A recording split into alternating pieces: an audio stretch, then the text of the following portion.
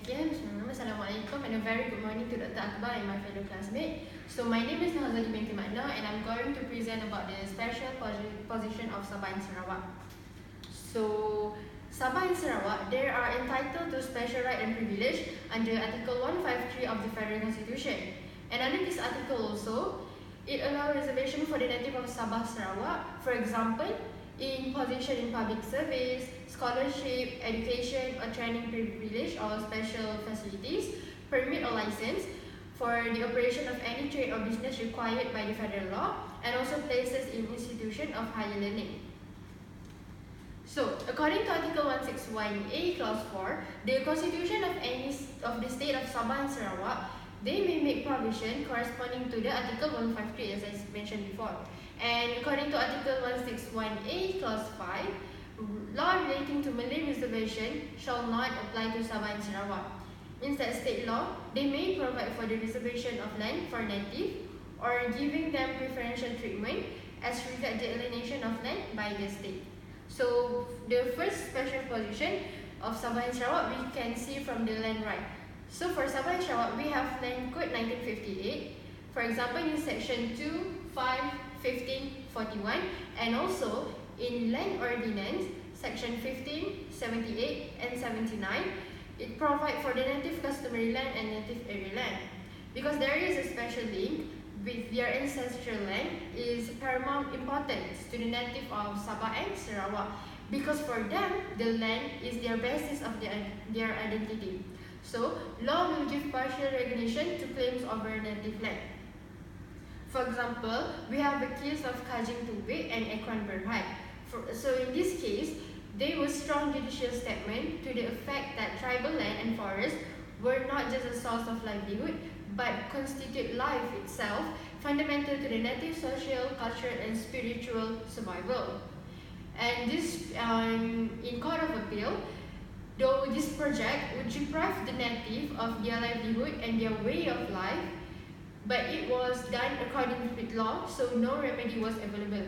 So basically in this case, it's about Bakun project, about the forest and land, as we all know, Sabah and Sarawak. For them, the forest, the land, it is their source of livelihood, it is their culture, their native. So, but they can't do anything because it was done in accordance with the law. In aspect of custom, for Sabah and Sarawak, their custom are recognized and enforced by special native courts. So, who is native of Sabah and Sarawak? According to Article 161A, Clause 6 and Clause 7, person regarded as native if he or she is a citizen and belongs to one of following races. For example, races of Bukitan, Bisaya, Dusun, Sidaya, Lendaya, Kayan, Tabus, and all that you can see in page 704 of Document of Destiny. So, if a person of mixed blood also, they will be regarded as native if the parents derive exclusively from these races. So, Malay is included in the list of native. However, under Federal Constitution, the word Malay have two different meanings. First, Article 160 Clause 2 is referred to majority group in Peninsular Malaysia, and the second, minority native group in Sarawak. Federal Constitution list of native group in Sarawak subjected to few critical academic discussion because there are some indigenous group like the Melanau, Kelabit, Lumbawang, Punans and Selaku. These all are missing from Article 161A Clause 7. Also, there is some correct insertion where they put the Dusun in Sabah included in Sarawak list of native. Okay. So, native of Sabah, according to Article 161A, Clause 6, person will be considered as native of Sabah if three requirements fulfilled, which is citizen of Malaysia, second, child or grandchild of a person or race indigenous to Sabah, and third, born on or after Malaysia, either in Sabah or to a father domicile in Sabah at the time of birth of the child. So, the word child here, like the one that I told before, the word child here and grandchild, it refers to both legitimate or illegitimate child. There are 39 different indigenous ethnic communities in Sabah, and Kadazan, it represents 9 linguistic subgroups. And we have also other important groups in Sabah, for example, Abai, Bazau, Baukai, Lupas, Lingkabau, and all that. And you also can find it in page 705 of the Document of Destiny. And the terms of indigenous to Sabah are not defined in federal constitution actually. So we will look at the details categories of person who may be regarded as native in Sabah interpretation definition of native ordinance 1952. So person who be regarded as native of Sabah, the first one, both whose parents are members of indigenous community. Second, resident of Sabah who live as a member of native community and descended from parents and or ancestor, at least one is or was a native.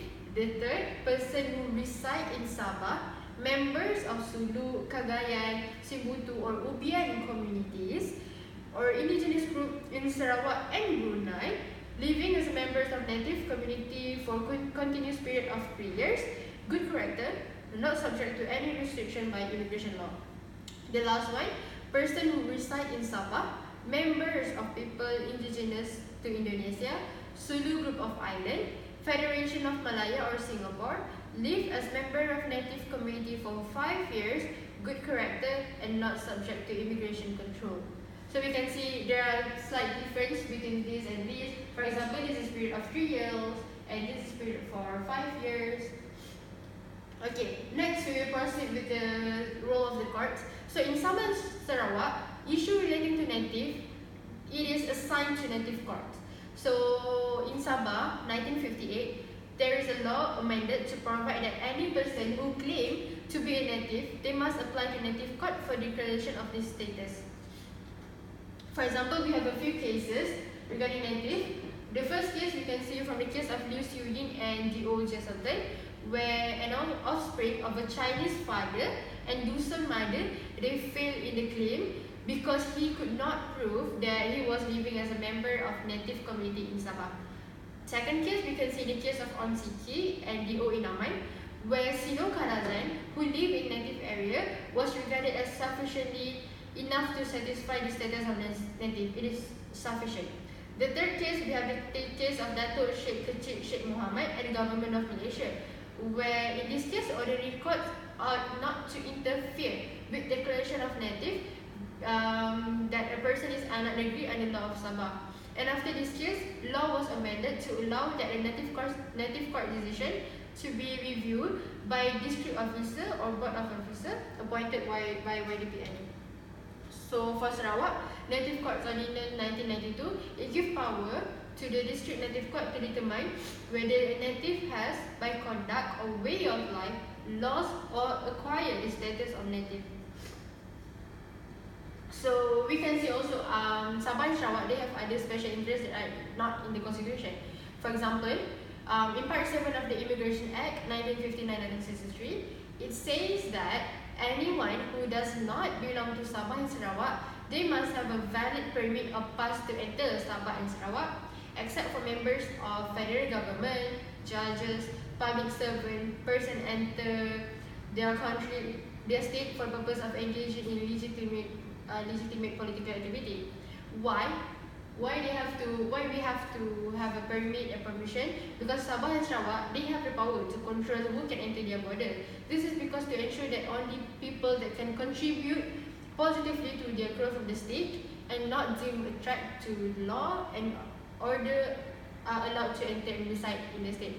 Meaning that Sabah and Sarawak, they have power to allow or to restrict someone from entering their state. So the State Legislative Assembly of Sabah and Sarawak also, they can make law on matters set out in the state list and the concurrent list of the constitution. So the State Legislative Assembly of Sabah and Sarawak, they can make law on more matter than the State Legislative Assembly of other states in Malaysia. For example, State Legislative Assembly of Sabah and Sarawak, they can make law on administration of land in Sabah and Sarawak, employment and labour, forest, immigration, merchant shipping, and fisheries. So this is my references: Document of Destiny, Federal Constitution, and Malaysian Bar. So that's all for today. Thank you.